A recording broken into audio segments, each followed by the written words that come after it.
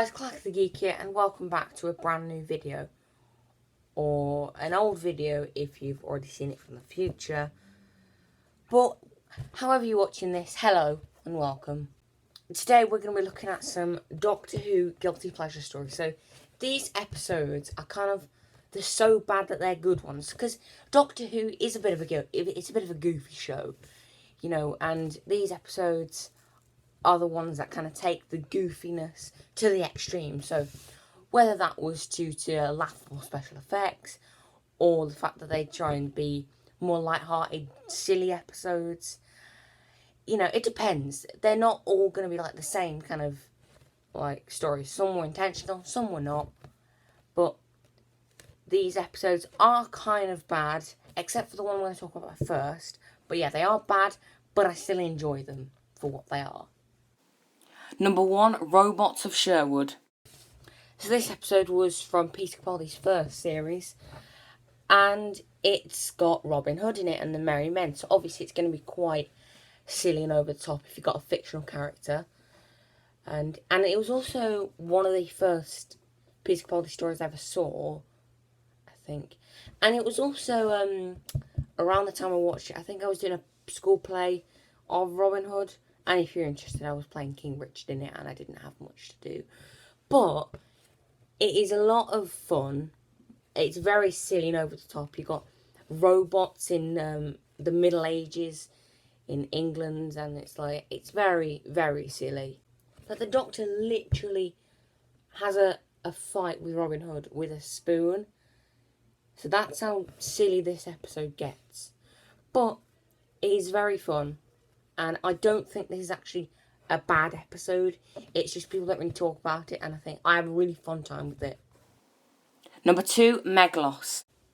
So Meglos is part of Tom Baker's last season, season 18. And out of this season, this seems to be the one that people just like to hate on the most. And I think that there's a story worse than this. It's called The Leisure Hive. And it's absolutely garbage. It's just boring, dull. The special effects are some of the worst in Doctor Who ever. The ending of that story is also a joke as well. I'm getting off topic, but you see what I mean?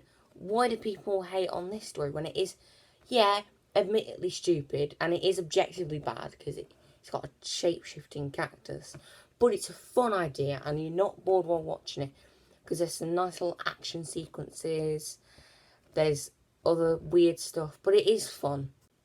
Also, one of the actresses who played the very first companion, or one of the very first companions, way back in 1963, comes back for a supporting role in this episode. So that's good, and she's quite good. She's one of the... I'll put a picture up on the screen now, but she's a very good character, and it was great to get her back.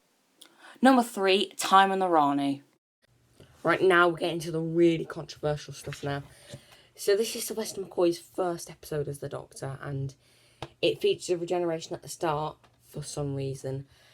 And it was literally Sylvester McCoy in a wig. They didn't even bring Colin Baker back for some reason. And it's just like, why? Just why? Also, the villain's plan in this episode is a bit weird. Trying to build a big brain and getting a load of geniuses from human history. It's a bit... okay, that's not the best plan in the world. The special effects and the performances are just pathetic now.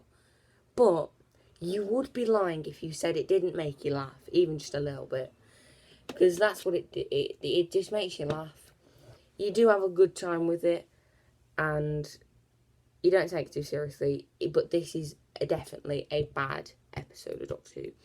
But it's so bad it's good, which is the case for every episode on this list. And number 4, Love and Monsters. I've got to put this on this list. I mean, it's often claimed as the worst Doctor Who story ever, or one of the worst. It's mainly because Peter Kay is playing like a big, fat, like, rubber monster. It was designed by a 6-year-old, I think, in a Blue Peter contest, and yeah, it's ridiculous. It's also a Doctor Light episode, so David Tennant isn't in it that much.